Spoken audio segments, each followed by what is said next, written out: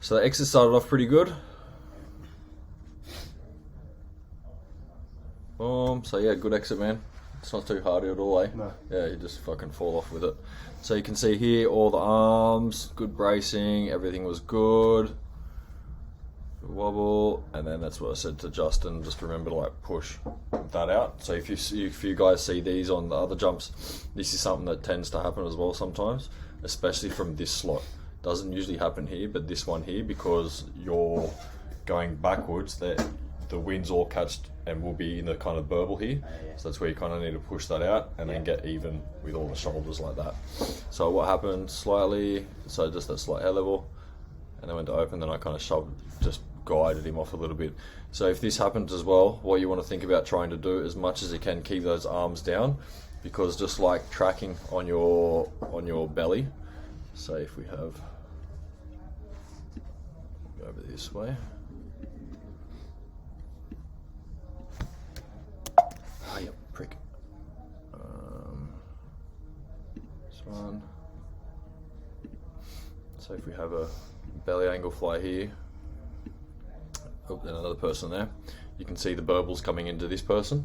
So ideally what you want to try and do is keep a faster speed, accelerate, and then that's going to push you forward as well. So the same thing happens in this situation when we're like this, because you'll be copying the burble, so the burbles from here will be in the legs.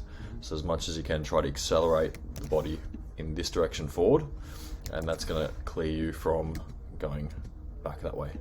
Because essentially you can see now how all our bodies, 1, 2, 3, are all orientated going in this direction, whereas because you're presenting that part of the body, that's what puts you back in this way here. Cool, good moving out of the way. Bit of a wobble.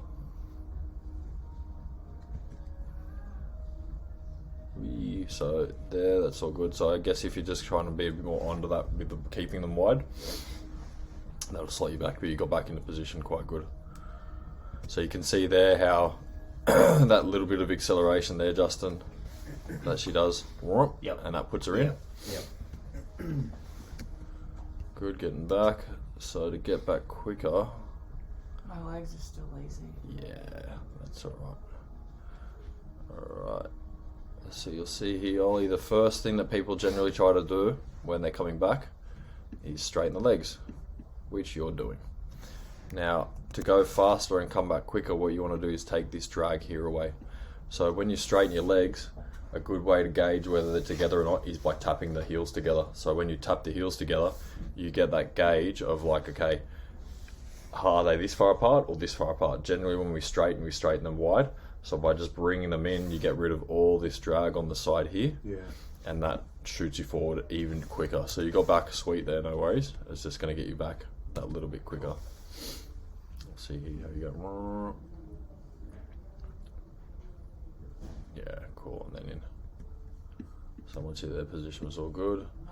So as I said, I waited, gave you guys a chance to get there. You're flying nice and fine. The reason I took a little bit longer to do this transition was because I wanted to make sure we were in a good position to come back. If we're over here, it's more likely tandem, so I thought I'd run us over this way a little bit more. We had room to go till about there, I'd say. If we went past this area, I'd say we would have fucking struggled to get back. So that's my mindset of why I was running this. Okay, yes, good transition, good transition. Cool, and then Justin comes through, transitions here. So with this transition, your one looked pretty good, Ollie. You look nice and slow. So what I'd try to say for you, Nellie, is see how you went from rotating from here to over a little bit more? Yeah. Try to keep in this orientation slightly longer. Yeah. And what that's going to do is going to kind of, if we look at, say, horizon, there's a person there. If you're in this orientation slightly longer, it's just going to push you up towards me that little bit more.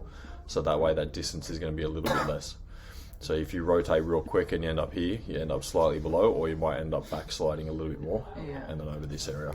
This one, it just takes finesse, it's just fine tuning it. the more we do it as a group, the easier it's going to be for sure. And especially the reason it can be a bit tricky now, doing it in a 3-way group compared to a 2-way group, you can really see who's blowing out more, because I'm just going to do a transition and hold stable and you'll see the reactions of other people, whether it's like, okay, that person transitioned on spot, or I move that little bit more, compared to if you're a 2-way, you can kind of fudge that together and you can work, so you don't really get that clear feedback of who's doing what, essentially.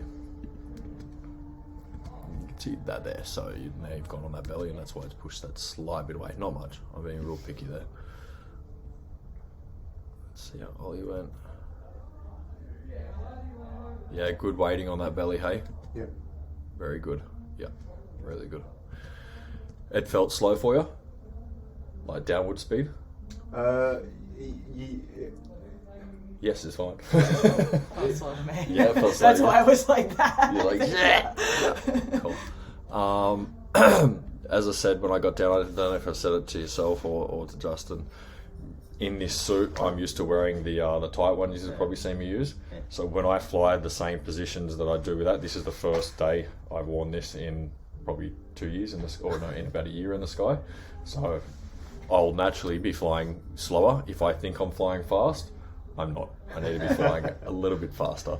So this is why I said to you guys that how I'm needing to judge off you guys as well to see what my position is, and then we can adjust after the first one, because then I know, okay, now I need to fly a bit faster, which is going to make it easier. And the way I do that is just by judging what your guys' positions are. I can see she's kind of quite neutral, but not super fast, not super slow, whereas I can see you're falling quite slow, so therefore I can put that little bit more gas on. Just to repeat what we said before, Justin.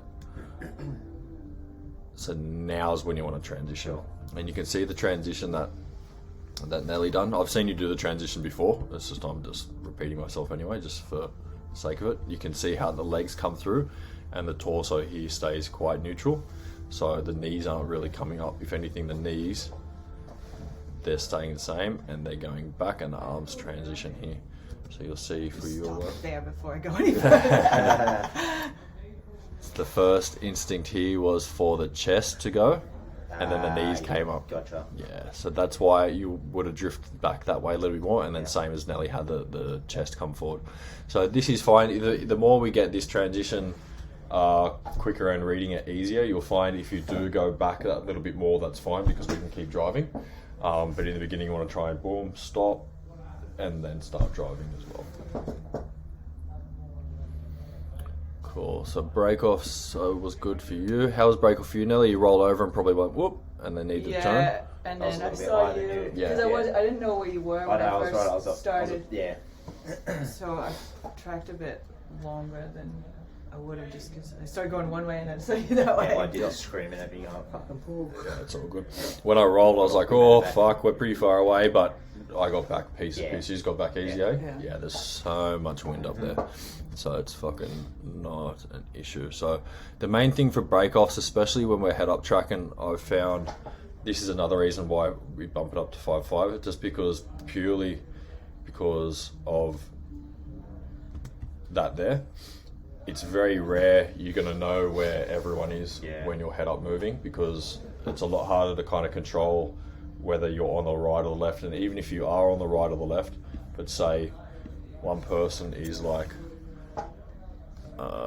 here, and the next person slots here, but they're not there, they're actually over here. So now it's almost like they're directly behind this person. So the things that I have said to most people for break off in head up is just like look left, look right, awareness. You'll find someone a lot of the time in a position where you don't expect, and it's purely might not be because they're not on the right side, they might be the right side, but they're just back and then to the right 2 meters. So just having a good look around and just expect people to not be where they're meant to be in the head up one. I've just been going like tracking off on my back because that's what I'm used to. That's sweet. Is that? Yeah, that's no problem. When you start getting into bigger formations, we do. Let's see if we can go. When you start getting into bigger formations, say 1, 2, 3, 4, 5. you do the same as what you would in a head down angle, and this person would veer off this way, this one would go this way, this one's here, and vice versa. But what you do is you start moving on your feet first, so you're clearing your air already on your feet, and then you roll. Whereas what can happen in the bigger groups, if everyone's doing this and all of a sudden everyone at the same time transitions to their back, it can be a bit wonky, and some people might transition and go this way and others might go this way. So by clearing your air first and then going, if you fuck that transition to go on the back or the belly, whatever, you have that fudge factor of a little extra distance. But with a group this size, there's no worries for you just to kind of look around on your back and then piss off. That's all. But if you can, start getting used to just trying to move away that little bit on the whatever orientation it is for your head up flying. Fuck, I'm fucking starting to lose my voice, aren't I? Alright, so we'll watch that one more time. We're on this one. Alright. So we'll do the same jump. Main thing for you, Justin, exit exactly like this. This is sweet, and then think pushing out. Yep. For you two guys, I want you to look around at each other. And the reason I'm getting used to do this is just to try and get the awareness of what else is going on, and you get used to moving your head around and all that kind of stuff and getting more awareness for that. Sweet, so we come off fine on this. And then probably just trying to have that little bit more early on the arms to stop yourself from coming through there, Nellie.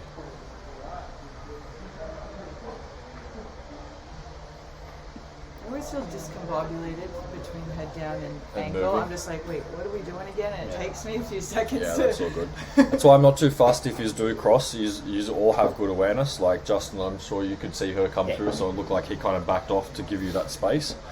So that's fine as well, you know. Hopefully we get fucking 14 on this one. Yeah, fuck, that went quick, eh? Yeah, it did. Sweet. So let's gear up. We'll do the exact